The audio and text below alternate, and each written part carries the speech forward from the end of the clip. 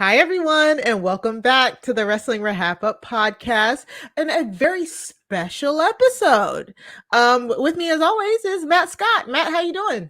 I'm good. I thought I was going to be a tag team partner, someone we could have the No, tag team championships together. it's a special episode, so we do it differently when it's a special episode to delineate it from our regular episodes. Can't even be like the Jim Ross to your JR, by God. I don't know what's going on here, Mari. This is a mess. But you know what? Happy to be here for this very special episode. I feel like we should call it something else, like this pop-up episode. That's what the kids like to call it. Yes, it's a hot topics episode. It's hot off the presses. Surprise with old news plus bonuses. Yes, all the things. Yeah, we like old news. We do like old news. Old news, which counts. Old tea, cold. Yeah, some old cold tea is what you're gonna get from us today, and maybe some hot tea too. Yeah, so welcome back, everybody. If you haven't noticed, the Wrestling RHAPup has been on a quick hiatus. Hopefully you've noticed. And I know, hopefully. We're still technically on hiatus until our regularly scheduled programming. I mean, semantics. We'll be back like very, very soon. Probably in a week. Yeah, in a week. So, but we just had to hop on here. We had to talk about everything that's been going on while we were gone. I mean, like literally we logged off and then the wrestling world just like blew a fuse. Yeah, the wrestling world decided to say, Matt, Mari, you thought that you could take a break right now? Right. It just laughed in our faces. It really did. Yeah. And it's very annoying because, wrestling never doesn't have an off season. So apparently we can't have an off season either. I don't like it. It's unfortunate, but this is what happens. When we come back from our breaks, you'll get the cold tea. Well, maybe we should take off more, and then wrestling's just going to blow up every time we take off. So, I think that's a good move. We're the ones responsible for arguably some of the best wrestling that you've ever seen in the last few weeks, / wildest wrestling that you've seen in the last few weeks. So, you're welcome. That's Mari saying you're welcome. She wanted me to deliver that one. I don't think I have anything to do with it. I'm just here humbly talking about it all. So today we'll just be talking about some of like the hot news items that came out of the wrestling world while we were gone. We'll answer your questions. And as always, if you want to join the conversation, you can always find us on Twitter at Wrestling RHAPup on Twitter. You can use hashtag Wrestling RHAPup to join the conversation. And if you have any long form questions, you can always send an email to wrestling@robhasawebsite.com and we'll answer everything there. So, I mean, let's just get into it, like for real. Yeah. All out. AEW all out. What a lot of people have been calling. I'm excited to be here. Let me just say first and foremost, it is good to be back with you, Mari. We've been gone. We've been doing other things. We've been seeing other people. So it's nice that we could be here again. But all out. Where did we even start with All Out? Do you still remember All Out? Yeah, I do. To start with, it was probably very poor timing that we totally forgot to like we knew it was coming. A hiatus right before All Out. Like, but you know what? I'm sorry. I have a life. And it will not revolve around wrestling as much as, possible. So drag them, Mari. Tell the fans that, I'm not dragging anybody. I'm just saying, like, wrestling takes so much out of us already. If we have a plan to take off, I'm taking off. I don't care. I don't care what happens. I'll say this. I think we made I think it was the perfect time to take some time off because the wrestling world actually exploded. And I don't think we would have been able to process it. We would have exploded, guys. You should be happy that we're not exploding. And speaking of explosive things, All Out. Sure. How explosive. Yeah, it was such a good pay-per-view. Like, we got to see it, by nefarious means. Now, we both paid $50 to watch it. You know that we did. Yes, we did. Go Fight TV, fight.tv. There we go. What a website. It was great. I mean, so like there's plenty of debuts. Like the match quality was really high. A lot of people were saying that it was probably one of the best. You know, some people had some a little bit of hyperbole saying that it was the best pay-per-view in like the past, I think they said 20 years. Let me give you this, Mari, from my perspective, just to like lay it out for the fans. Yeah, please. I watched All Out. I watched all of that All Out, and that night, once it was done, I said, this is the best wrestling show I've seen maybe ever. And I mean that. Wow. Okay. Yeah, like from the top to the bottom, or from the bottom of the top to the card. Like I feel like this was all the people. Nobody could stop talking about this show. People are calling, people are texting, people are tweeting. Everybody's been all about All Out. But yeah, seriously, this was an amazing card, and I didn't have any problems with any of the matches, even the worst match on the card, which I would say is Paul White versus QT Marshall. Yeah. Made sense because you kind of need something to follow Punk and Darby Allin. But everything was so good. And we had all of these epic debuts between CM Punk's in-ring debut. And then, of course, we had Ruby Soho, aka the former Ruby Riott. We had Bryan Danielson, aka former Daniel Bryan, and of course Adam Cole Bebe was there. I think that's it. I probably missed somebody who debuted because there are so many surprises, but there was a lot of surprises, but I think that was it. Yeah, I think that was it. I mean, the show, it really was structured well, just like looking back at the card itself. The women having to come right after the Young Bucks Lucha Brothers match, that kind of was like, ugh, that was a very tough act to follow. That was a really good like spot fest, and I mean that in a good way, you know what I'm saying? Some people think that could be a negative thing, but it was really good. And then the Young Bucks actually lost to the Lucha Brothers. Like crazy. So I mean, again, we loosely follow a lot of the storylines in AEW, so I didn't have an inkling that they were going to lose those belts going into it. So I was actually very surprised, and I like it like that. Sometimes I don't need to know everything, that's about to happen. So that was great. Oh my God, the Women's Casino Royale, I really liked. I mean, it just reminded me how stacked AEW's women's division is, but how we see so little of them. Exactly. I was annoyed watching that match. Yeah. But I think it's a good point to like even just thinking about what they dealt us on the show, like to talk about some of the stuff. That is CM Punk, who was really amazing. Who we were not talking about at this very second. But beyond that, there were just so many great moments that I think were pretty awesome to take in. But the Battle Royal, I didn't love it because I just felt like it was reminding us of all of the people who we wish we had more of. And then it's the type of thing where they were just like, it was giving me WWE Women's Battle Royal vibes, but like maybe like the 2021 version of that. Like it wasn't super impressive to me. Yeah, see, I think the problem, I've watched plenty of their like the buy-in battle royals and all of that. I've seen like I think every single one of them, but for some reason like the production just hasn't caught up with AEW, like the production value, should I say? So like when 4 people are running in, again, I am technically a casual viewer of AEW. AEW doesn't really cater to casual viewers. So when 4 people run in, I'm trying to figure out who the 4 people are. They're not getting their we're not seeing their entrances because there's 4 of them.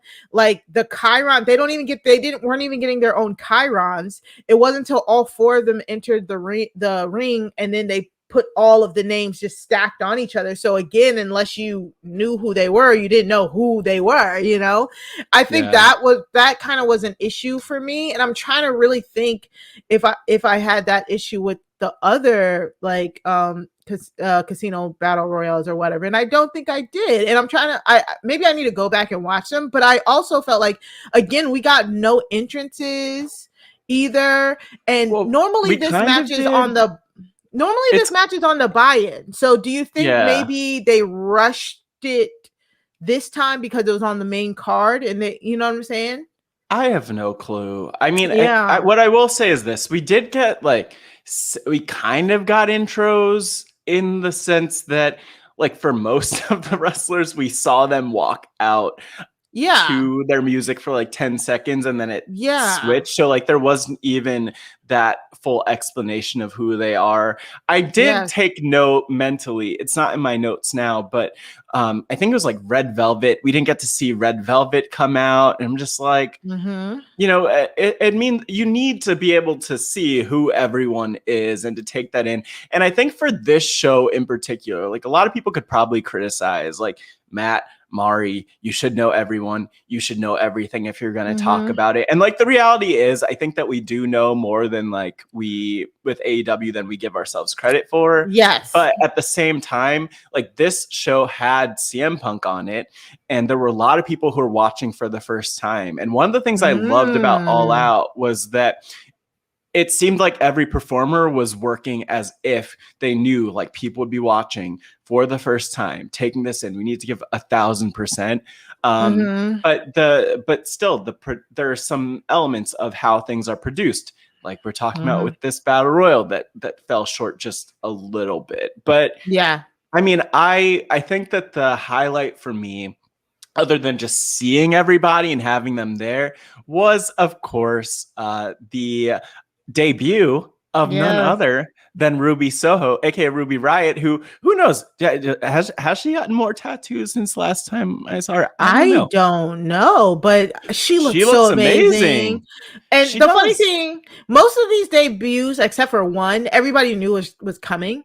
But it still felt cool. You know what I'm saying? We knew Ruby was coming. We more than likely knew she was going to be the Joker in the Casino Battle Royale. What I didn't think was that she was actually going to win.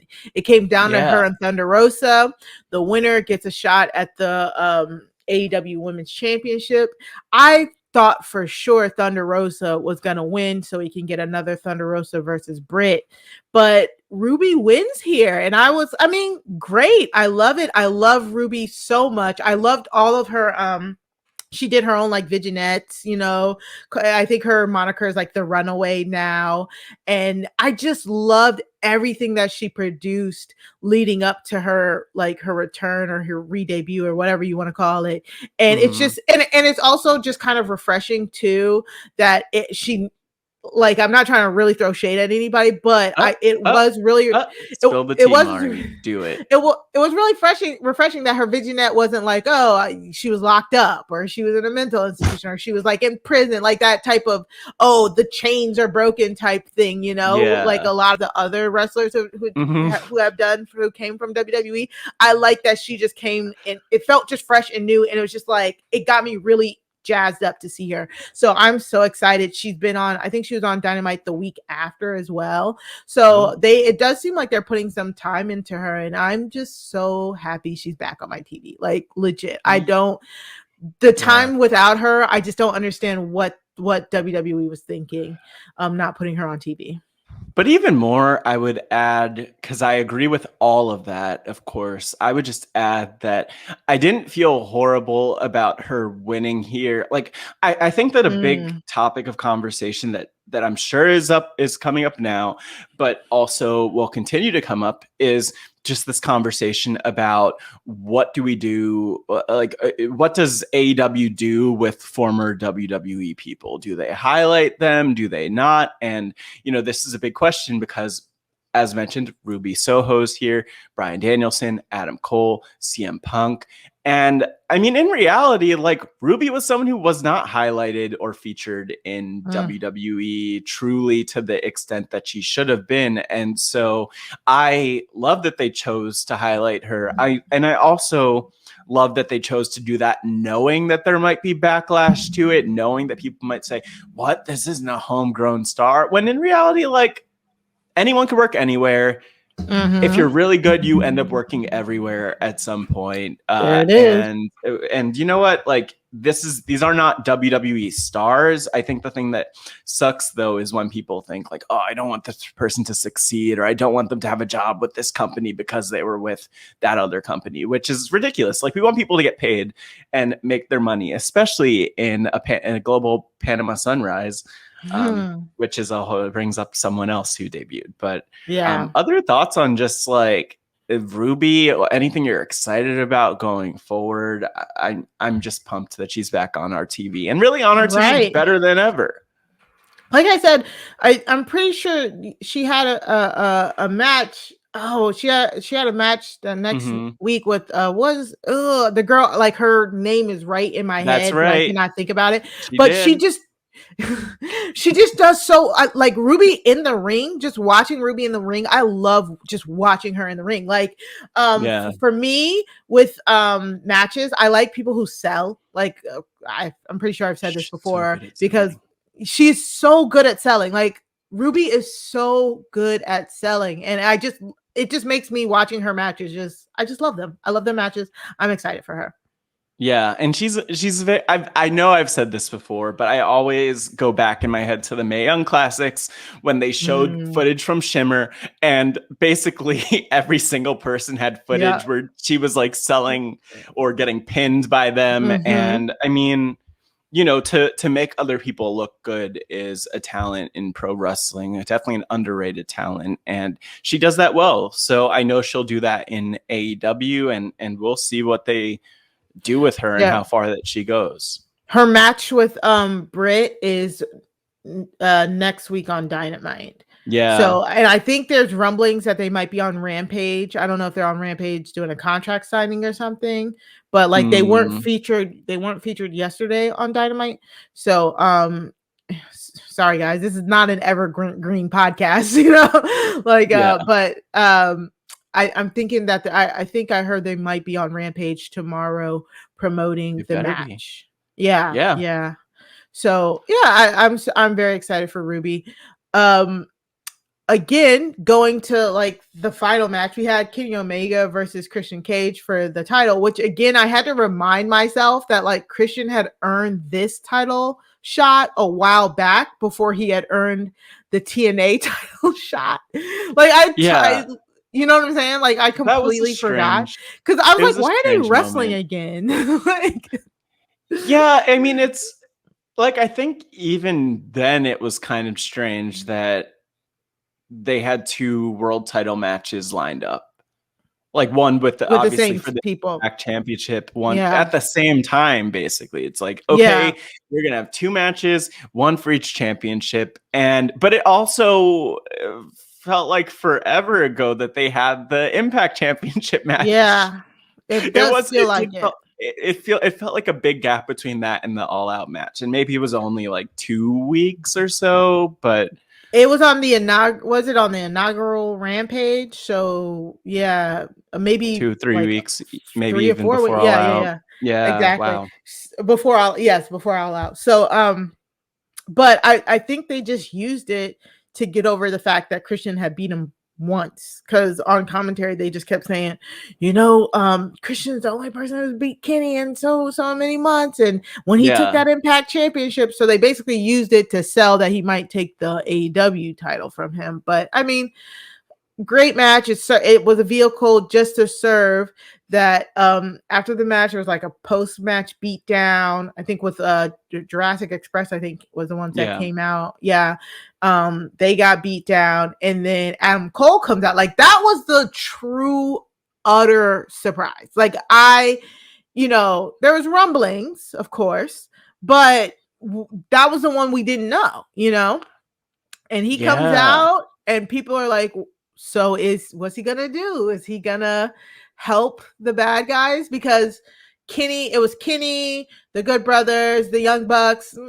I might talk about how I didn't like that the Young Bucks came out later that night after being in a grueling match and were holding their sides. But anyways, the original, the Bullet Club / Elites all were out there, and Adam Cole came out, and he, I think he kicked Christian in the face. Rude. Rude, right? He's talking about how he is elite, so he is joining Kenny and them. He is debuting as a heel. Of course, he took pot shots at WWE, which okay, understandable. From what we understand, Adam Cole and WWE left pretty on good terms. From what I understand, they tried to throw a lot of money at him, but the main problem was Twitch. I don't know. That's what I ended up hearing, and there were actually rumors for a couple weeks at least, I think, where people were saying, oh, well, one of the things that was the nail in the coffin is that, I'm sure you heard this, that allegedly WWE Creative wanted to make him a manager on the main roster, managing Keith Lee as a heel. I'm pretty sure that was that Adam Cole said no, they absolutely didn't want to do that. That's fake news. Yeah. Fake news, yeah. But either way, I just think that, especially seeing how they retooled NXT, especially hearing all of the news about how they felt about people of certain sizes and, going back to that big guy approach, how could you let Adam Cole go? This man is one of the most talented people in the business and still has so much more to give. At the same time, I'm so happy that he's in AEW, even just from the perspective of him being on the same roster as Britt Baker, Dr. Britt Baker, DMD. And, I hope that he's happier. That's how I feel about everyone who came to AEW. They seem happy. They seem really happy. And I hope they're a lot happier with things now that they're there. Did you see what Andrade? Did you see everything with Andrade?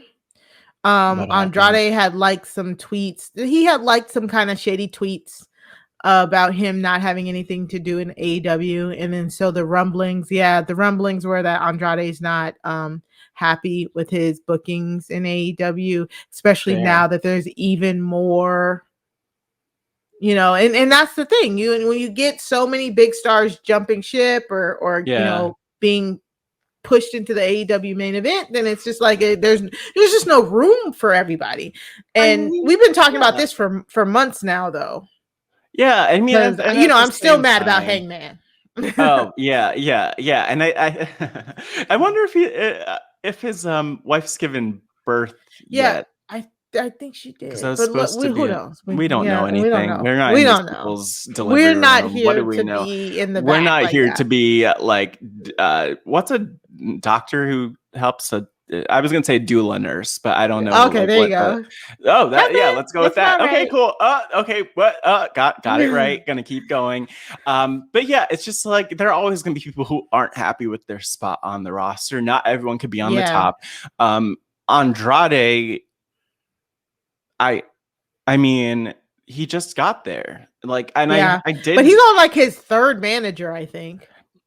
Is Ric Flair his manager right now? Is this happening? I don't think so. That'd be cool, but I don't think so. Not to my knowledge. I've seen some tweets, some headlines. So maybe that's going to happen, but we'll see. No clue. Some people aren't happy.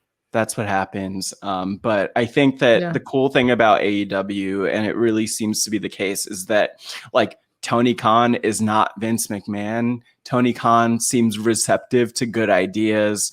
And some people just won't get over as much or as well. And that's the way it is. But let's hope that it all evens out and balances out, and they find ways to use Andrade. I also hope that they find ways to use someone else who debuted that night at All Out. Bam! Bryan Danielson. He's all elite. Yeah. How do you feel about that? I feel good. I do feel good. He does have a match. He has is it a match for the title next week? Again, sorry guys. We just decided to hop on here. This is we're free flowing here, but he has a match versus Kenny Omega next week.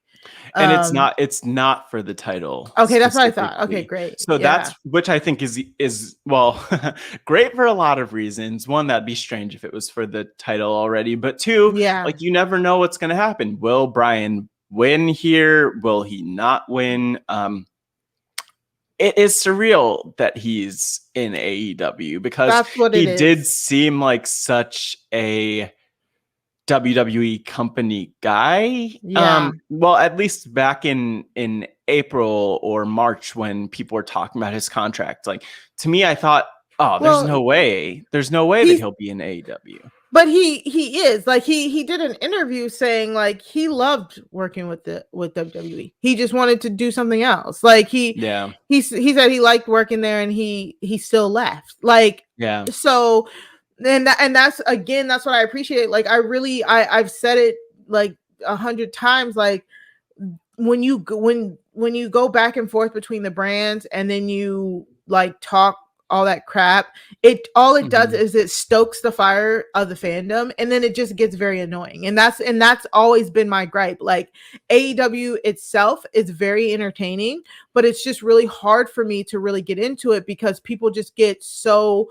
wrapped up in the wars, both for AEW and WWE. Stan wars are not fun. It's not cool. Like, you know what I'm saying? Like, it's never fun for me. So I love when people like Bryan Danielson, they come, they're like, this is the greener pastures. He just wants to wrestle more people. He just wants to wrestle more people from around the world, different people he hasn't been able to wrestle.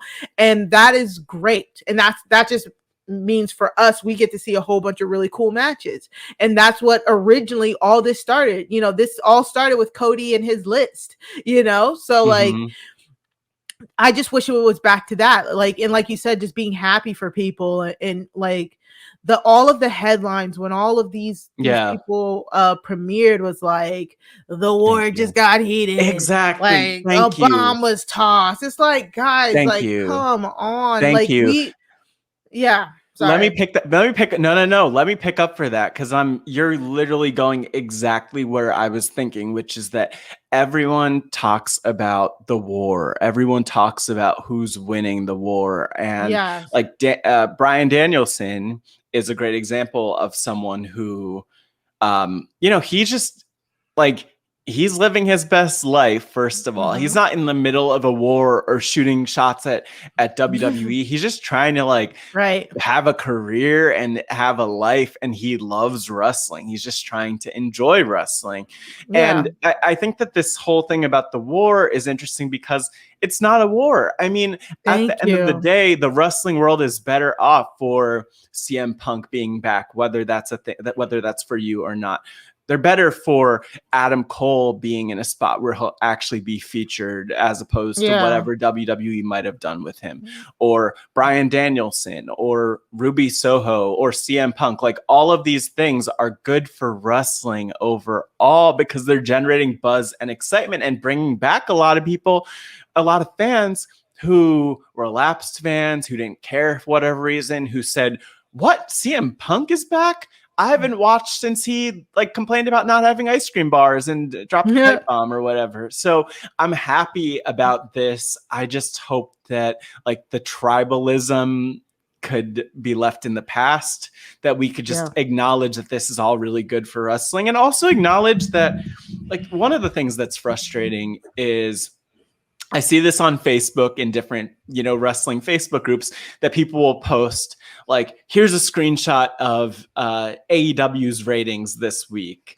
a week that Punk debuted. And then here's a screenshot of WWE's ratings. And it's like, see, WWE has so many more people watching, but that's not what it's about, especially in 2021. It's not even about ratings, and it's not about beating WWE in the ratings. It's just about putting out a really great product that excites fans, that sells merch, that does a bunch of other things. But it's not about let's get more people to watch us on TV, because I feel like that's what the companies care about least in 2021. This isn't 1998, Yeah. They're not fighting for their position on the airways. Both of these companies have long-term TV deals that are signed, sealed, and delivered. You know what I'm saying?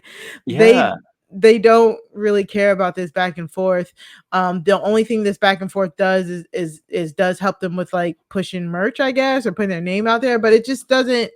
Wrestling is for everybody. That is literally our slogan, our mantra. Like, wrestling isn't for everybody, but everything isn't for everybody. You know what I'm saying? Like, every piece of wrestling is not for everybody. So, you know, in a sense of, you might not like everything that's being presented, but the great thing is, especially right now in 2021, is you have so many options. You have so many options, not just WWE, not just AEW. Impact is putting on a good product that is actually accessible during their Twitch stream, and they you know, they're about to do their all women's like pay-per-view, the Knockouts Knockdown. You had NWA Empower show just happened recently, right? Yeah, that just happened. Yeah. And so like, it's just so many options. AEW of course has Dark Elevation and all of that. So it's just like you know, find what you like and like it out loud, but don't hate things.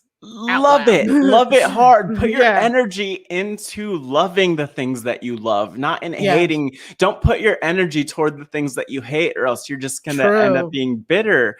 And you know, I'm sure we've been there. And even with like covering certain things, it sucks to cover things that we hate, unless it's really fun to talk about the things that we hate about those things, which happens sometimes. But you know, it like, let's just focus on getting more people into the tent rather than pushing people out or saying my tent's better than yours. Yours sucks. Like, let's knock that down. Like, we could really, I think that this is a cool point in wrestling where people actually will think that wrestling's cool again. And, you know, it's been nice to like see people who wouldn't normally talk or care about wrestling actually talking and caring about that. And a lot of that, I will say, has been because of this man, CM Punk, Phil Brooks. And but I also would say that it's a lot bigger than that. Like, there's a lot more general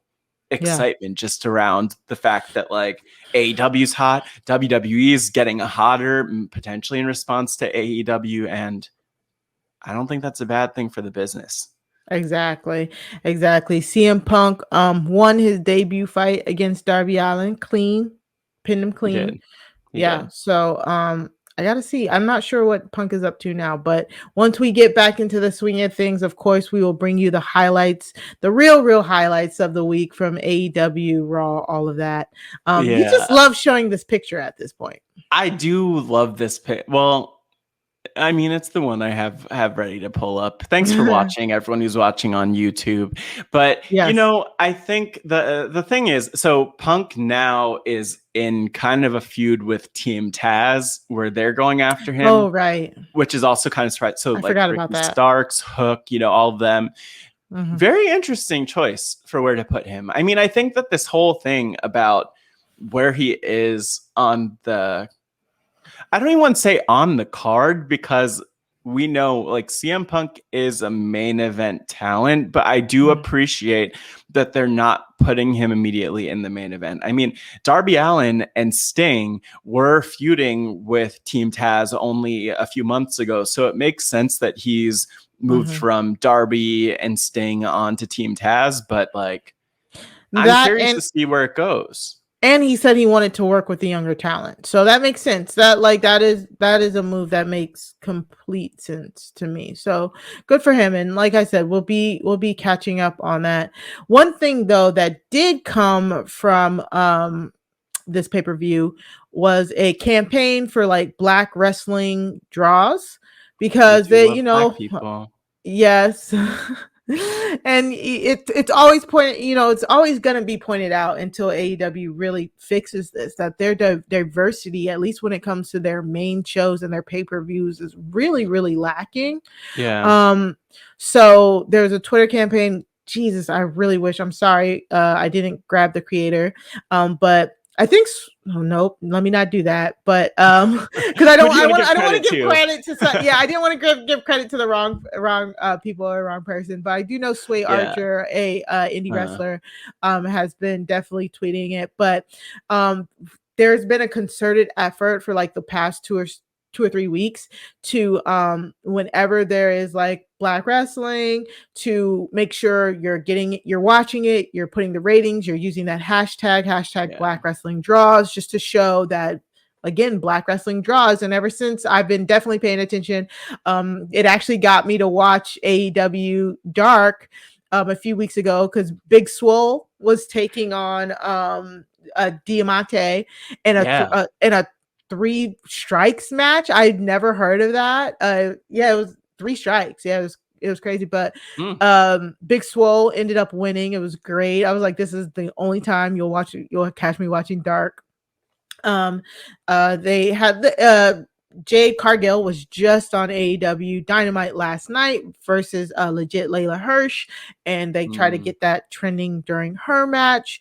And Lee Moriarty has also been wrestling recently. So I mean, it's not just AEW. We'll go into that, but it's just a really good thing, because good thing to see in the wrestling circles that, you know, both of us tend to run in, that, you know, hashtag Black wrestling draws is they're really trying to make a concerted effort to get diversity into wrestling as much as possible. And it's just great to see. One of my favorite things, as a side note, about like related to that, is just that somehow, like, that WWE is just the home of like all of these iconic Black wrestlers who are being featured. Like, who would have expected that? And I mean, maybe, I mean, like, I guess the flip side of it is, oh, these people are all super talented. Like, you can't deny that, and they earned it. I mean, we know that Vince listens to the podcast. He's been listening all year, and I think we've convinced him of something. Yes. You're right. Like, it's such a weird like side effect, I guess. I don't know what the thing is, but it's just like, you know, in WWE, the diversity is just bursting at the seams right now. So one of the reasons, what? I'll just also put out there, like, the other thing is, like, I don't even want to get into how they got to this point, how they realized that they were going to, because like, this might literally be like, well, you know, I'm not even going to be cynical about it. I'm just going to be happy about it for today. But yeah, it is like, it's right, exactly. Like, you know, there are financial reasons for things to, I don't know. I don't want to get into that, but I mean, I am really happy that we are getting the people we're getting, that we could see a Black WWE champion lose his championship to another Black now WWE champion. Like, what? Yeah. The first time in forever, maybe a WWE Black WWE champion lost his championship to another Black WWE wrestler who is now the champion. So Big E is what? Yeah, I mean, it's so wild, because when you said that, I wanted to make the clarification that we're talking about the WWE Championship. But if you think back to earlier this year, Sasha, Bianca, what is WWE doing some magical things with this? Yes, we are just talking about the WWE Championship. This is just this is the only time that has happened, because it's great that we need to clarify. I love it. Yes, it's amazing. Yeah, isn't it? So Big E is now the WWE champion. Like, that's definitely one of the things that make us hop back on these mics. Like, it's so amazing. Like, it's so great. He was Mr. Money in the Bank, so you knew it was coming. But, you know, with those Money in the Bank briefcases, you know, they've conditioned us to be like, but what if this isn't the time? You know. What if we don't want you to be happy?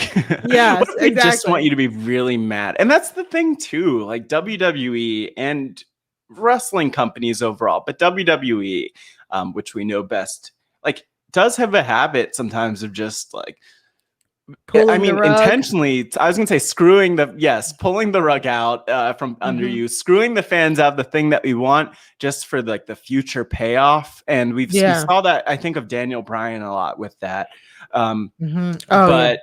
We got this, and it was amazing, because I remember seeing Big E tweet earlier in the day, I'm gonna cash in tonight and I'm gonna win the championship, and I'm like, So you know for a fact I hated that. You know I hated the fact that he tweeted that. Yes, I hate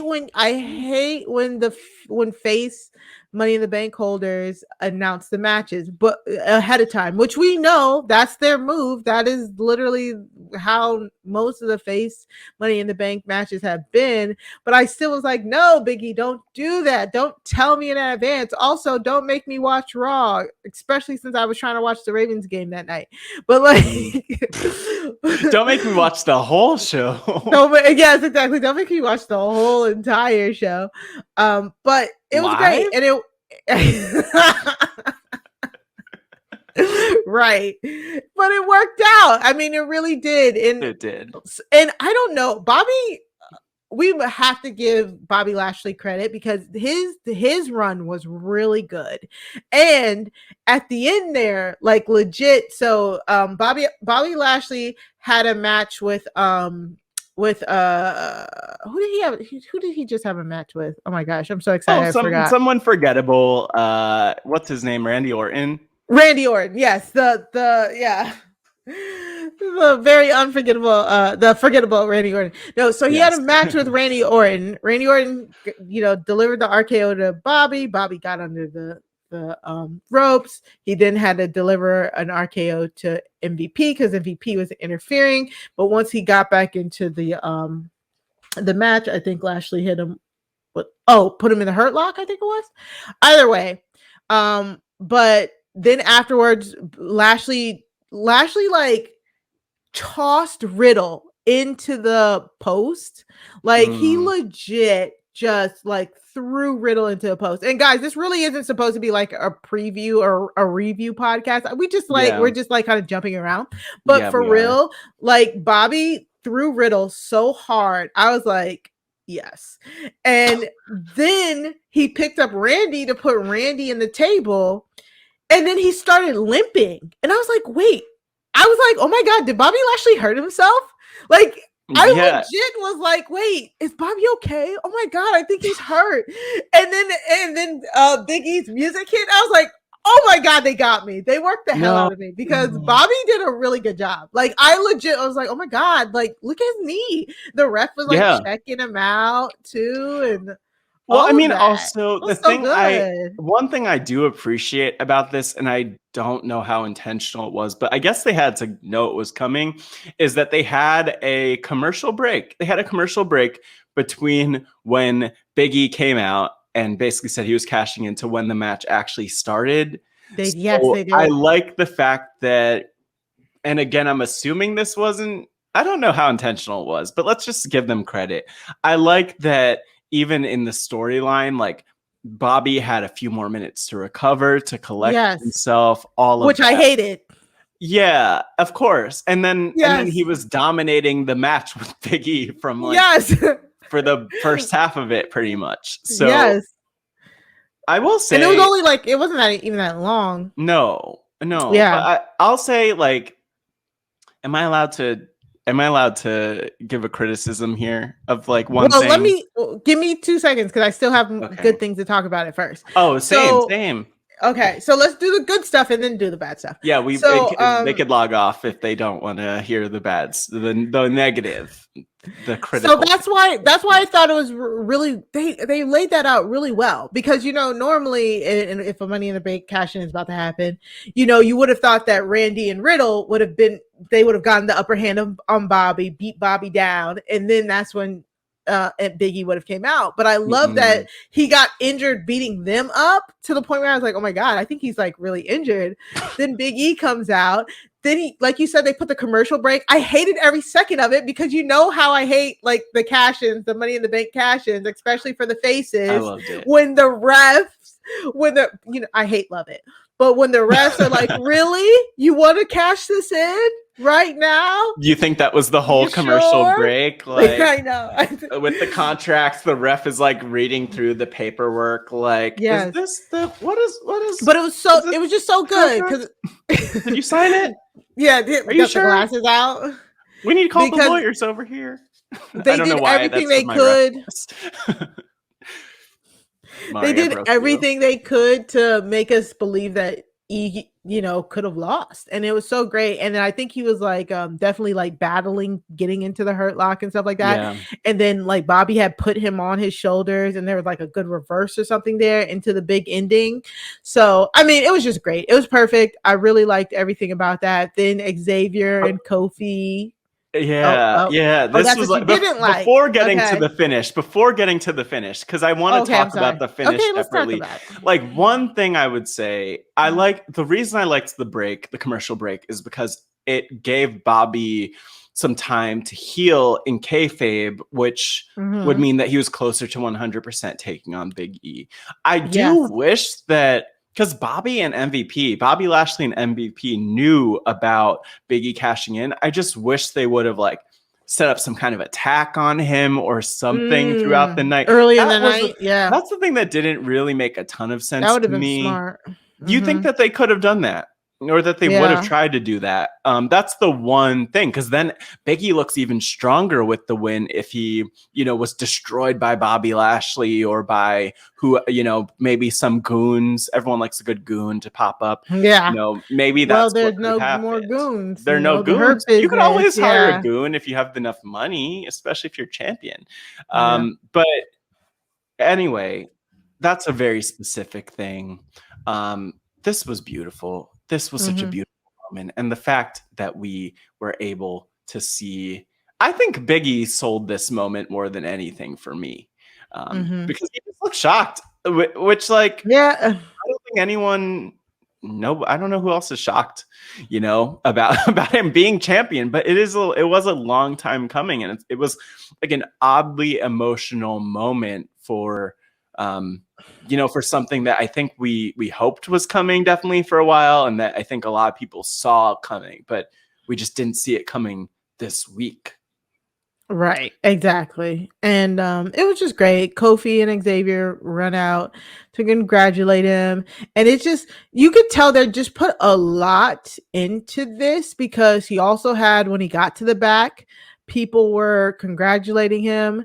There was like a tribute to Brody Lee in there, because him and Brody were like best friends. And Big E helped a lot during after Brody's passing with the family. Like, they just had all the wrestlers congratulating Big E and talking about how great he was. We had like the photo shoot segments. He got a long promo with Kofi and Xavier. So this just kind of goes to show you that this will probably be at least, a very long thing. We'll see how, you know what I'm saying? Like, maybe it might not be too long, but they at least made him look like $1 million right here and right now.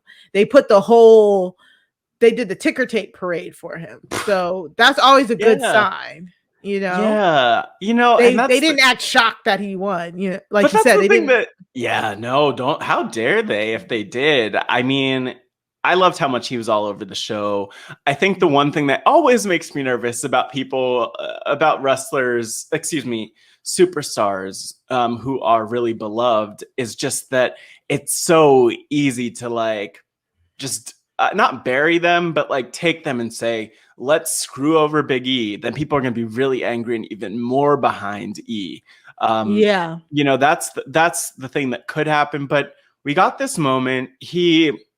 Just to add to everything that you said about how great of a person he is, one of my favorite things about Big E is that he has a project that he launched, I think last year, called Our Heroes Rock, highlighting people in Black history. And it was funded successfully on Kickstarter. So maybe we'll actually see that at some point. But man, there aren't who better? Who better? Yeah. Who better?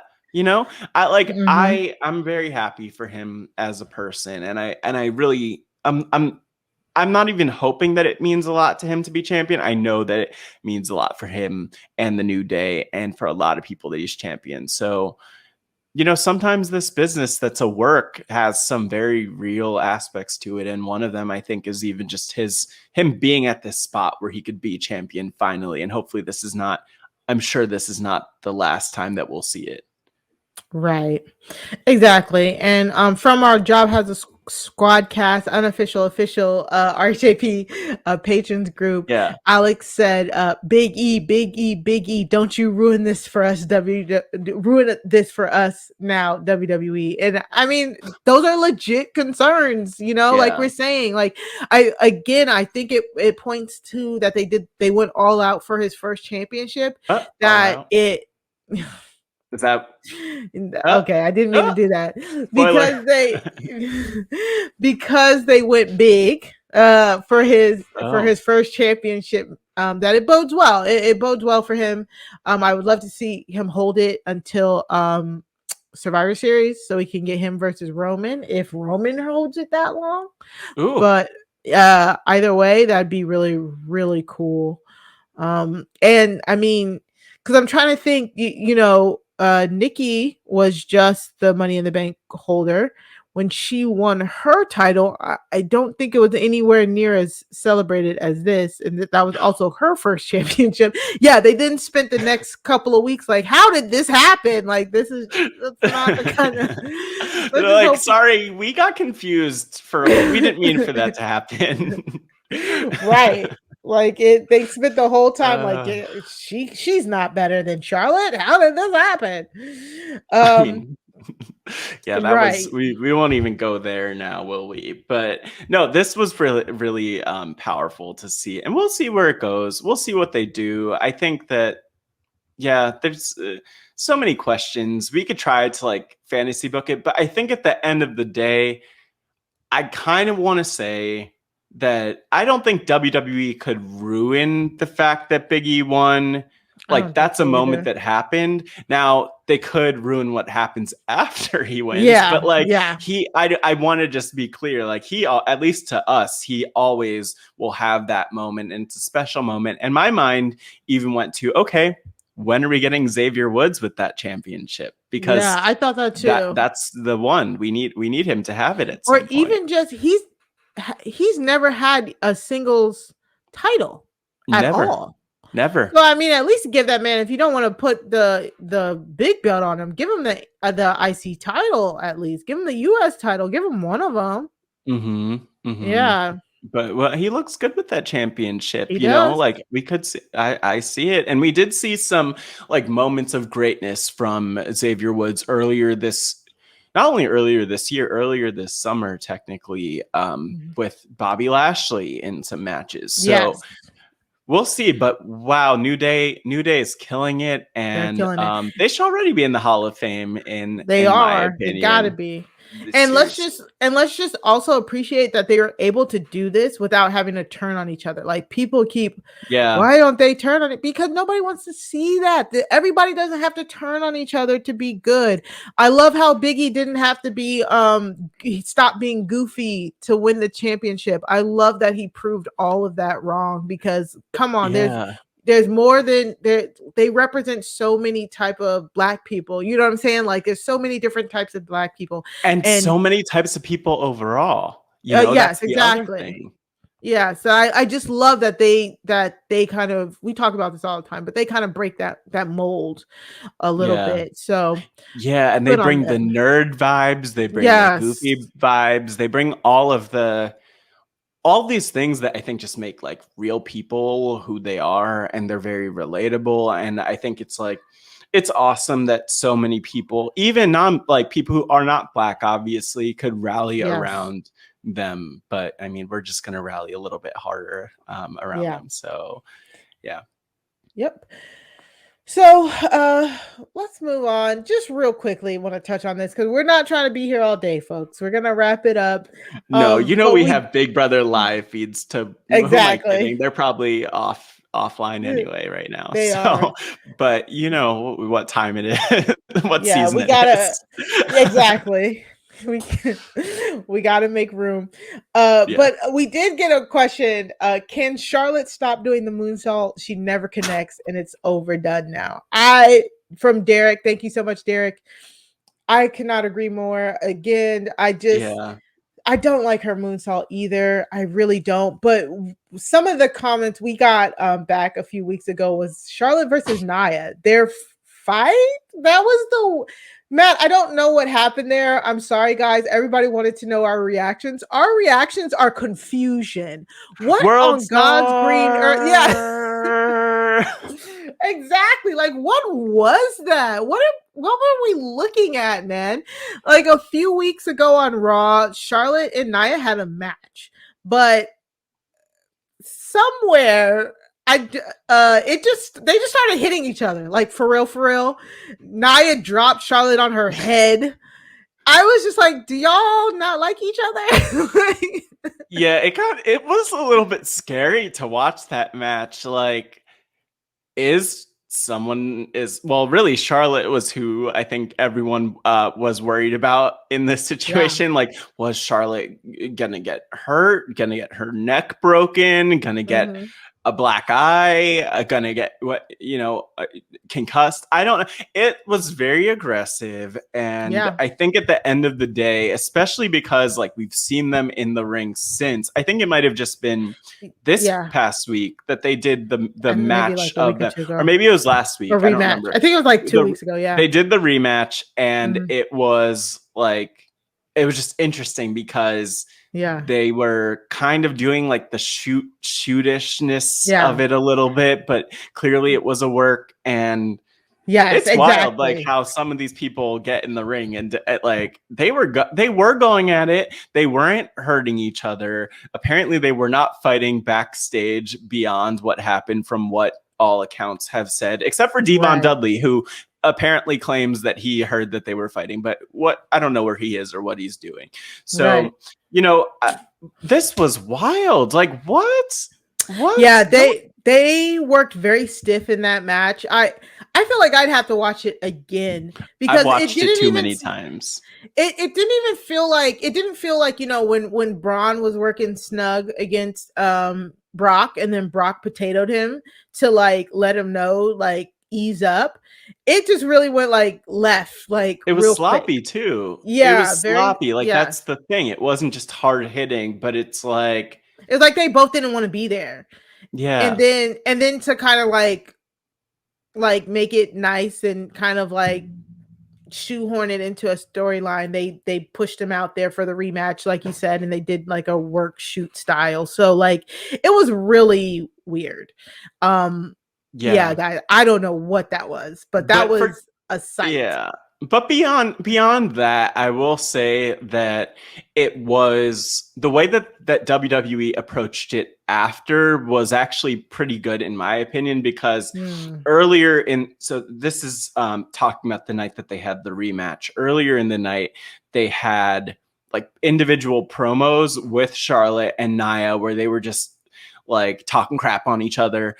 And then we actually had the match, and the match again integrated some of those shoot-ish elements. And at the end of the day, it's like some people are comfortable getting aggressive in the ring, and they were able to do it, and they're still able to like professionally work together, and that's great. But I liked how WWE leaned into this idea of the shoot, and I'll say it was trending like the next day. It was trending. So they got what they wanted. They got what they wanted, and WWE, it was well done. And now and already they're moving on to the Alexa stuff. So exactly, good job with that, WWE. Even though I'm guessing it wasn't intended from the jump, right? But Charlotte and Nia are, again, they're no strangers to working stiff. So good on them for being safe. At least they seem like they both come out of this uninjured, so that's great. It is unfortunate though, it always turns into the same conversation with Nia. She's unsafe, blah, blah, blah, which like I understand it, because it really does make you cringe when you see some VIP. At the end of the day, it's like, who are we to judge? We've talked about that before. And again, I just wonder if it's just because it's like, that's not a style that they normally work. They normally work the WWE safe style. So when they fall out of that, it's just so noticeable and so jarring. But the funny thing is, like, if you go over to like Stardom or like Japanese Joshi wrestling, you know, that's what they do over there. You know, they work stiff all the time over there, most like a good portion of the time, or at least snugger than what WWE does. So, you know, and people love that. So at this point, you're just picking, you know, what you like, what you don't like out of it. And if these two ladies can pull that out of their bags and do it in a safe manner, then why not do it every night? Know, we love it. Don't do that. No. I'm just saying, like, it's basically another skill set. That's how I see it. It's a skill set that they both can do. Now, again, yet like you said, Nia, just that track record follows her. So a lot of people just don't like it, don't like seeing it. So I don't like seeing it either, because we all know that I don't like real stuff. But it was very interesting. It was wild. It was wild stuff. To say the all least. is well that ends well too. That's what I'll just like throw in there to wrap that. Like, no one was injured, it definitely not injured seriously, and so that's what it's about. Don't injure your opponent, and they did a good job at that. Yeah. All right, so we gotta talk about Samoa Joe relinquishes his title, the NXT title, like what, the day before NXT 2.0. The new NXT premiered on Tuesday night, two days ago. And it's even titled NXT 2.0. They have the new arena, they have the new everything. Yeah, if you're watching us on YouTube, which I suggest that you do and hope that you always are. But yeah, Matt brought up a picture of the new NXT arena. Before we get into that, what did you think this was a work, the whole Samoa Joe thing? He said that he wasn't medically cleared to hold the belt, and that's why he relinquished it. Do you personally think that he was really medically cleared, or do you think they forced him, or he really wasn't medically cleared, I'm sorry, or that you think they forced him to give up the title for the new rebranding? I just think it's not a really classy thing to do, to say that someone who was on the shelf, seriously injured, not able to compete, is injured. So I believe it. I believe it, because I don't like, it's like too much of a conspiracy theory for me to say that it's not real. And again, like, maybe WWE would do that. They've probably done things like that in the past, but like, I don't see why they would have to make up that excuse to get the championship off of someone. They could just have him lose it the first night, or lose it any sort of way. You know, that's they don't need it. They don't need to build up these things. They could just do them, and they have done them. They don't have any hesitation about that. They could have an injury angle and have him drop the championship, like, in the ring, or they could have they could fire him, pretend fire him, or whatever, like, or just put together a match where he loses. So I'm assuming that he's actually injured, but I have seen the takes that he might not be, and maybe I'm wrong, but what do you think? No, I agree with you. Like, I just don't see the point of, the man said what the man said. You know what I'm saying? Like, if that's what Samoa Joe was the one who did that video message saying that he was not cleared to compete, he'll have to relinquish the title. But he also said that, you know, he'll just be on the shelf for a little while, and when he comes back, he's coming back for the title. So, I mean, I believe him. I believe what came out of his mouth. I mean, a lot of it has to do with the whole Vince, the rumors that Vince took over NXT and that Triple H no longer has creative control, that they're shifting their focus and all of that. But I mean, I just hope Joe's okay. That's all I care about. You know, I hope he's okay. Yeah, and it's tough too, because I know that we've all probably been in like similar headspaces when people have returned.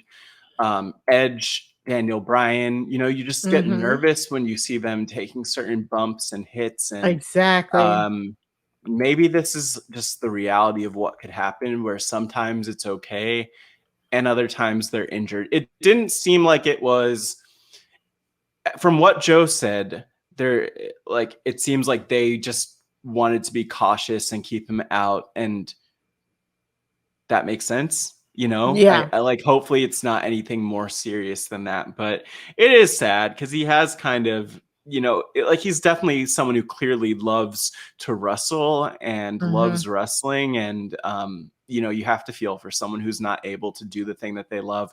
I mentioned Daniel Bryan a second ago. He's come up so many different times on this show for different reasons. But one of them is just, I think about Total Divas and the very jarring, the very jarring way that if you're watching that, or if you go find episodes of that, you could see Daniel or Bryan Danielson, I should say. You could see Bryan talking about just being really depressed when he wasn't able to wrestle and when he wasn't sure about his career. And it's hard. It sucks. But that's kind of a conversation that I think is important to have. And we'll talk more about that otherwise, but just like the conversation on mental health and wrestling is so important. And to not be able to do the thing that you love sucks and is not something that we'd wish on anyone. Right. Exactly. So into that, we got NXT 2.0. And because before Joe went out, there was a number one contenders match set for the first night, NXT 2.0. It was supposed to be Kyle O'Reilly versus Pete Dunne versus LA Knight versus Tommaso Ciampa for the championship, the contenders match. But it ended up being whoever won that would be the champion. And it was some wild stuff, man, to say the least. Before we get to the results of that, NXT 2.0 has a really interesting feel to it. It really does. They basically said they wanted to go back to NXT being developmental. They wanted to push new faces. Vince wanted to, or I shouldn't say Vince because, we don't know. But the new strategy here is going with younger, fresher, making homegrown talent, preferably tall people, from what we understand. And so I haven't watched NXT live in forever. I normally record it and then watch it. But I watched this live and I like it. It is definitely different. It's jarring. It's jarring how different it is. Because they came out swinging legit out the gate. LA Knight was challenged by Braun Breaker, who is actually Braun Breaker. Yeah, the son of Rick Steiner? Yes. One of them. No, not Scott. Rick Steiner's son. His real name is Rex Steiner. And his name used to be Bronson Rex Steiner. But they changed it to Braun Breaker, which is I hate the name. I hate the name.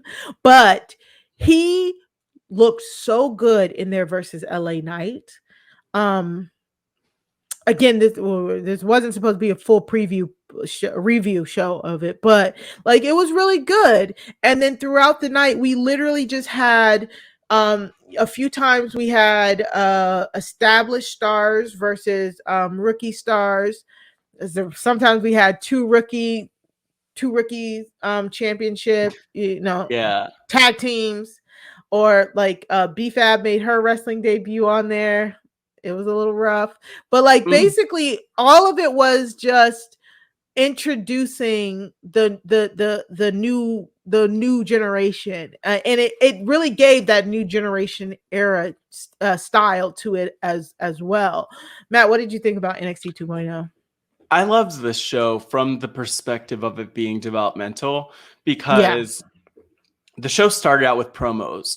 And one of the things that I feel like NXT has always needed more of, especially just for everyone, is opportunities to cut promos. And I thought it was really interesting that the show started out with four or five, I think it was the four people in the main event. And then we also saw Braun Breaker kind of debut and pop up there. But they were just looking in the camera and cutting these promos. And to me, it's someone like Kyle O'Reilly needs that time, needs those reps staring at a camera, cutting a promo to get better at that. Everyone needs that. And so I love that there was that built in. I love that they had more of these different segments. I love that there was more interaction in the show. So, of course, we haven't even talked about the incredible wedding that took place. But that, to me, was so interesting because I don't think I've ever seen that many different characters featured in a wrestling wedding. And it was cool that people had time for more of that character work. I also liked the brighter setup of the ring because I felt like you could see more of the crowd. You could see more of the workers. Like, it just felt like, I don't know if there was anything to do with like the camera work, but it did feel like you could kind of see like, this is developmental. These are people trying to figure out how to do this thing still. And I was a fan. I was a fan of it. It was a lot different. There were a lot of new people for me, at least seeing them. And I think I could see this being a good place to develop stars is kind of where I land. And a lot of people, some people didn't like it. Some people thought it was very stagey. They said a lot of like Saturday Night Fever or Heat or whatever, but I know I liked it. Wait, I agree. Saturday Night Fever or whatever Heat, Sunday whatever their old sets. I don't know, old wrestling. Wasn't John Travolta in Saturday Night Fever? I don't know, Matt. I wasn't alive then, Mari. I thought that it did give it a completely different atmosphere, and it felt very old school. It felt very old school, just in a new, modern way. I don't know. I agree that it was still 2 hours, but it felt like so much got done in that 2 hours. Like, we had I think 4 or 5 matches. We got a whole, like you said, a whole bunch of promo work. Even just just going backstage and somebody I think Braun Breaker had dapped up. Was that one of the is that one of the Usos little brother or something? There were all sorts of people who were congratulating him. That's one of the things I noted. Damian Priest made an appearance too, just randomly. So that's the thing I like. But I think the thing, maybe to put a bow on just the things that I loved about this. I loved that. No. Mari. You know me, I like a good wrestling wedding, but I think for me, the thing that was so great is that, I feel like with this, as opposed to the old NXT any version of NXT even, I just don't see how, I see how this is preparing someone for the main roster. With that, it was just a different thing. It was very wrestling heavy, which is great, but, you need to, Karrion Kross is a great example. You need to do a lot more than be able to wrestle to thrive on the main roster. And hopefully more people will be prepared to shine when they do make it up based on this newer format. And hopefully they keep it up, giving people promo time, giving people characters. I liked everything with Mandy Rose this week. And her new look. That was really fun. It was fun, but I was y'all, all she did was, she's brunette now. She dyed her hair. Calm down. Yeah. She dyed her hair. She has a choker on. And that makes her a badass. She's edgy. So. She's wearing all black now. All black. For this week, we don't know. Yeah. That was a pretty shade of brown on her, though. She looks gorgeous, though. I will say, I wonder if there were a lot of people who were like, who's that? Who's that? Yeah. It happens. Maybe, mean, look. Because they can't. Her makeup was a little different. So that's true. It's hard sometimes to trust me. Someone changes their hair and people are like, who's that? So that's good. It was cool all around. Mari, we just need to touch on this stuff with the wedding. I like but wait, before the wedding, before we get to the wedding, I want to that's going to be the cherry on top. We're really getting into it. I know we are. I really just want to point out though, Carmelo Hayes is so good on the mic. I really like him. He won the NXT Breakout Star of the Year, and Samantha Irvin was interviewing him, and she did a great job too. I think that was one of her first time on TV as well. Shout out to Samantha. She is a listener to RHAP. What? But what? yeah. Yeah. Now you got to straighten up. Yeah, there you go. Hey, Samantha. Not Samantha you. Irving. Not this. What not you doing? This. You listen to the Wrestling RHAPup? I didn't say she listened to the Wrestling RHAPup. She listens to RHAP, and then I had interacted with her, so she knows about the Wrestling RHAPup. I don't know if she listens. She probably doesn't listen. It's cool. We appreciate it. Thanks for trying. And Carmelo Hayes introduced Trick Williams, and Trick Williams had a great look to him. I think he wrestled in. Okay, I'm not even gonna pretend like I know, but I do know, but I'm not sure. So I don't like to. You don't like to give lies, but yeah, but he's kind of fresh. He did stumble on his promo a little bit there, but Carmelo was there to help him, and I think they're going to be a tag team. They beat down one of the other breakout star tournament people. Forget his name. Sorry, guys. Again, we didn't mean to go this in depth, but it was just great. Like you said, it was just like a lot of good promos that introduced us to, at least I think, including them, like 3 tag teams, male tag teams. And then we also got Gigi Dolan and JC Jane, who of course, like you just said, when they also Stacey looked amazing. And Lacey, yeah, they're the ones who Mandy Rose changed them, but then they changed her. I don't know, whatever. It's it's a lot. I'm not gonna try to sort through that, but yes, that's exactly what happened. But and then we got this cherry on top, what we've all been waiting for, the Index wedding. And take it away. If you want to go, take it away. Take it away. Me? I have to. Well, you said you wanted to say something. Weddings. No, look. I'm just Mari. That was such a fun wedding. I love, and I love a good wedding that actually ends like with people getting married.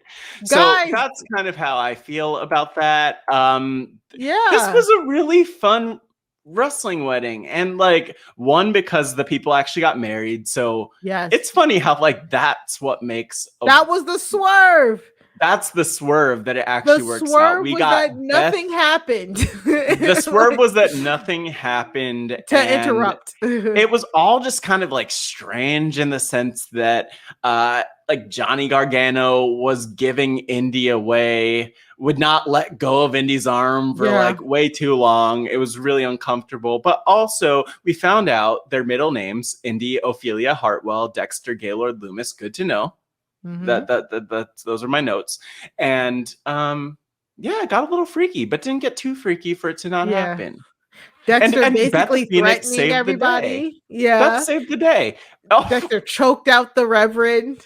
Yes, choking out the Reverend. Austin Theory lost. Didn't bring the rings, but he just came back out of nowhere. He just came out of nowhere. Yeah.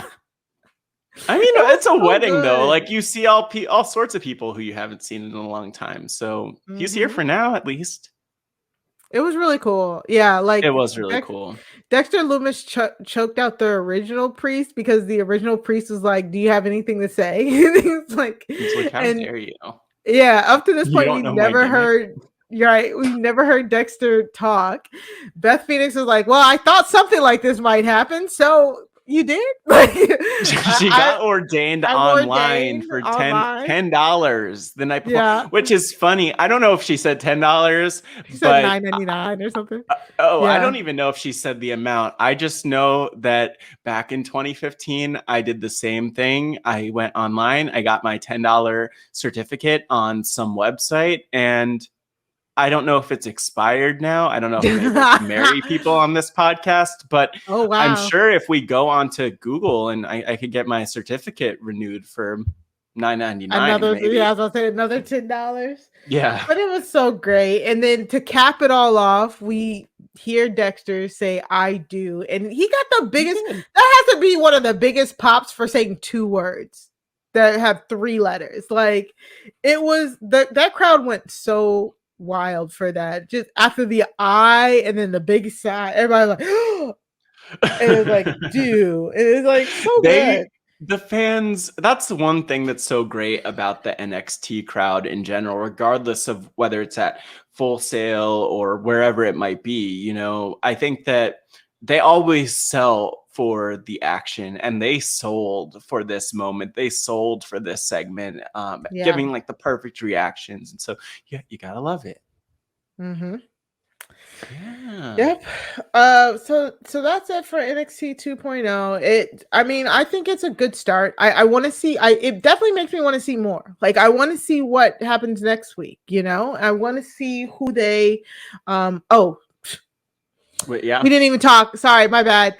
No, Tommaso Ciampa won. Like, I was gonna come back to that. I forgot. Like, I completely forgot what I thought we talked about. But Tommaso Ciampa won after Kyle O'Reilly got taken out of the match. I don't even know the name of the guy they put in there, to be quite honest. Every time they said his name, I could not. Rocksteady. No, what's his name? Von Wagner. Von Wagner. Yes, Von Wagner. Kyle O'Reilly got beat up, and then so Von Wagner like helped him, so they put him in there, and he's a complete like rookie here too. So they put a rookie in there with 3 other people vying for the NXT Championship. So they are just really serious about, you know, people getting their reps in, and it was really interesting to see, especially since he was just very tall. I was like, okay, he's tall. He didn't say too much. He looked kind of like I don't know if you remember Andy Levine, who won that season of Tough Enough that Mandy Rose and Sonya were on that season. I remember that Tough Enough, but I don't remember Andy won. Andy was won. Was that his name? Are you sure? I thought the guy who won his name started with a B. It's like Bronson Reed. No. Guys, it's late. I didn't mean that. No, I really thought that dude's name was Bronson. It was Andy. It was Andy. He went by like the silent. You know what? He never even really debuted on the roster, so it's okay that he moved there. He got his $250,000, and then they cut him. But I could have sworn his name was not that, but we do not have time for me to. I think there are like 50% of people who are listening are probably like, yeah, we don't remember him, Matt. You're probably just making him up. And I'm not. I swear I'm not. Josh Bridell. What? Who's wait, I lied. And that's his name. His original name was Bronson Matthews. I knew it was something. Yeah, wait, you know who I'm thinking of? I'm thinking of the other Tough Enough. The other Tough Enough. Another guy. The one that had Evilise. The one that had Evilise that was on USA Network. Mari, we're gonna keep going. That was a minute ago. Yeah, that was like 10 years ago. Yeah. As opposed to 5 years ago. See, I get them confused though, because it was 2 tall guys who never ended up really debuting. Yeah. So who in the back there at WWE love the name Bronson? Like, what is going on there? Yeah, they love that name. That is rude though that they did that to Braun Strowman. They're like, yeah, we're just gonna throw in another Braun now. Like, you're not welcome back, sir. Sorry. Yeah, I don't know what that's still about. Don't like it. But anyway, Braun Breaker though. Braun with Breaker, 2 Ks. So yeah. With 2 Ks, like that's not a good look. So we also got a question. Our last question. Tommaso back with Goldie. Any thoughts? That's from the great Edmo. Yeah. It's Ciampa and Goldie. I was surprised, to be quite honest. Goldie. We love it. I like Ciampa and Goldie, but I was very surprised. I thought I was for sure going to Pete Dunne because he just renewed his contract. He's still very, very young. I'm not going to comment what I just thought, which is it's a height thing.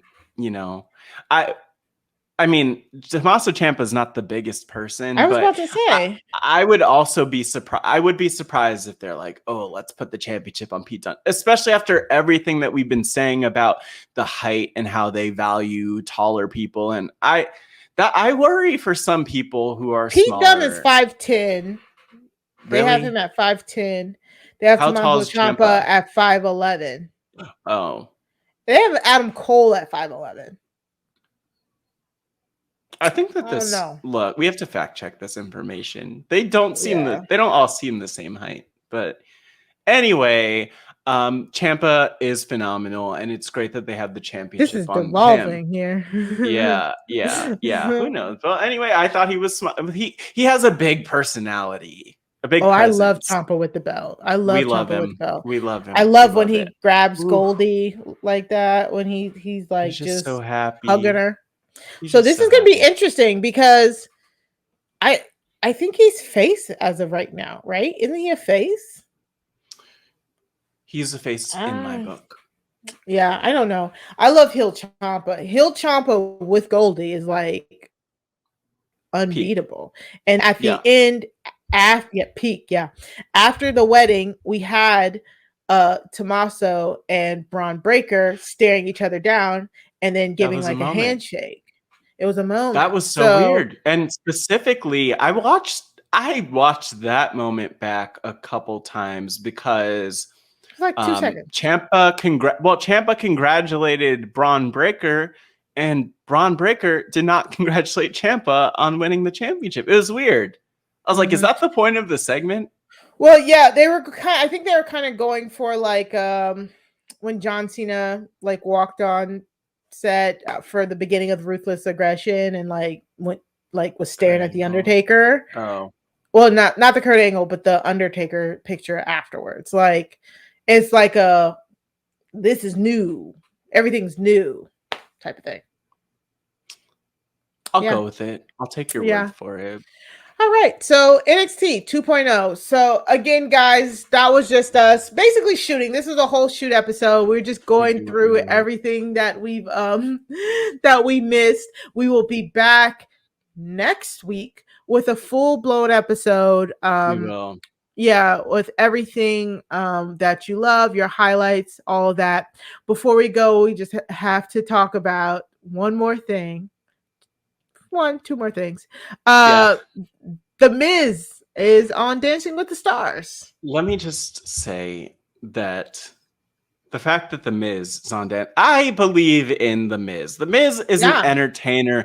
The Miz is a showman. The Miz is a performer, a talented all-around athlete, a competitor, an actor, a singer. He's probably sung things before. He's a competitor on the reality TV. He's a competitor in the wrestling ring. And of course, he will be your next Dancing with the Stars champion. I don't know if that's what they call it. I don't watch the show. I don't care really. I think it's Mirrorball Championship. I don't know.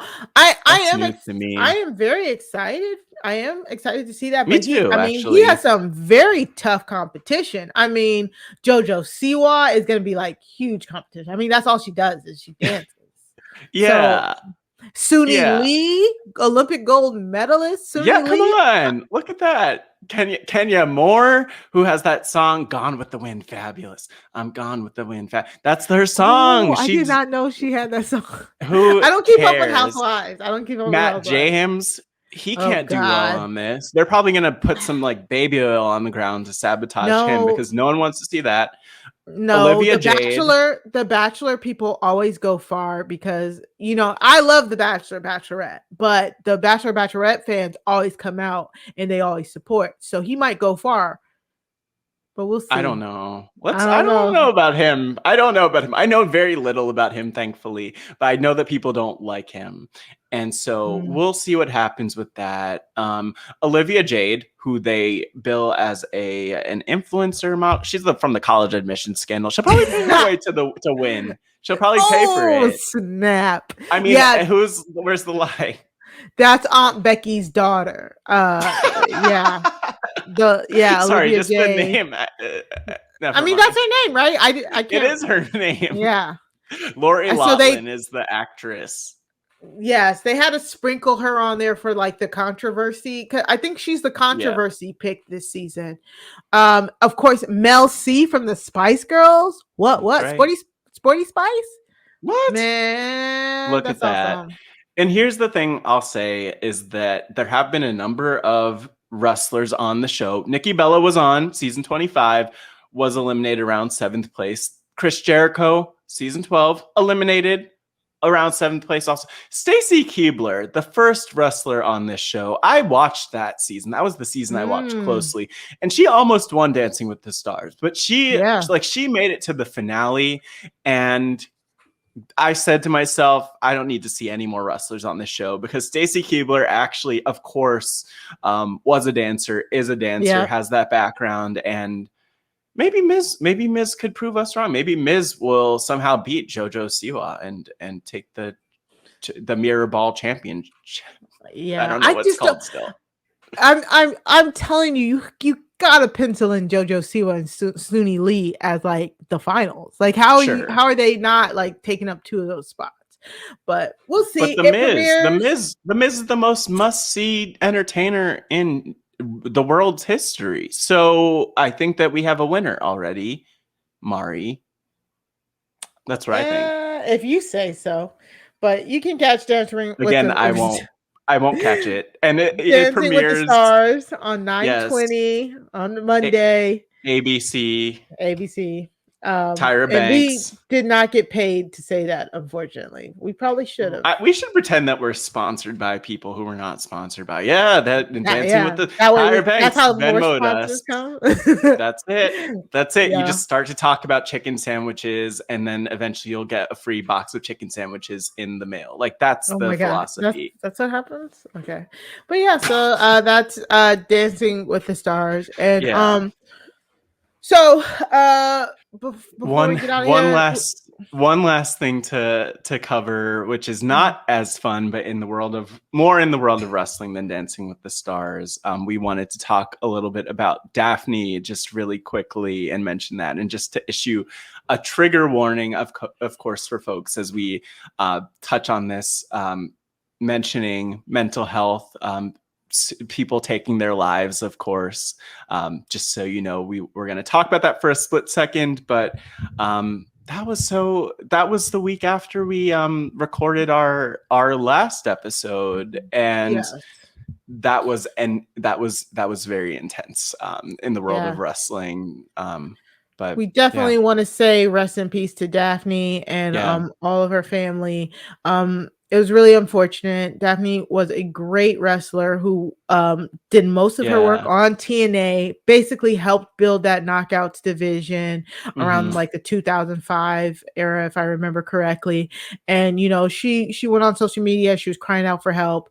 And unfortunately, help didn't arrive in time. She ended up taking her own life. So to all those out there, we're really touched and saddened by everything that's happened. Just make sure that, you know, there are resources. Always feel free to call people. We will link the National Suicide Hotline in our description. And, you know, you're never alone. Always reach out if you can. But it was a very sad thing that hit the wrestling world. And we saw a lot of tributes throughout the week. I think I saw Nikki Cross again. What are they calling her? Was wearing an armband. We had a few wrestlers paying tributes to Daffney. That knockdown tournament that I mentioned about TNA, that they're going to be doing a like a memorial, I think a match or something, or the whole thing is dedicated to her. So it really rocked the wrestling world, and it's not the. It's like it feels like it's been a string of these type of like suicides, like with Hannah and all of that. So just remember, Ashley. Oh my gosh. I mentioned that because of the piece. There was a piece, I think, in Sports Illustrated that I was reading that kind of just talked about not just wrestlers and mental health, which is so important to talk about, but also just about how there was a string between Hannah and then Ashley Massaro, I believe, the following year, and now Daffney, of just like women in wrestling, and the conversation about women in wrestling and their mental health is also coming up to. And I'll also just say, on top of the conversation about mental health, that another conversation I saw kind of that's come out of everything with Daffney is just about CTE and the impacts that brain trauma has on you also, which I know is something that she was very aware of. And, you know, I hope that like there's space for these conversations more and more, and that the people that we support and care about and value could, well, number one, like get the support and feel the support that they need, but also that they could like not have to experience these issues with mental health and their well-being and just with like poor quality of life for any reason. And so it is really heartbreaking, but I think at the end of the day too, like Mari said, like if you are in a position where you need help, like reach out. There are always people who care about you, who are willing to support, who are willing to show up.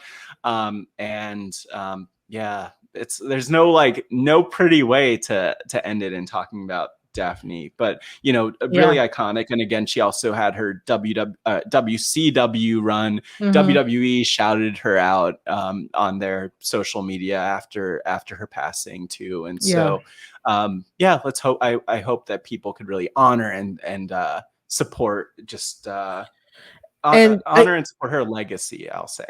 Exactly. And as we always say when we end this podcast, like try and bring positivity into this wrestling community.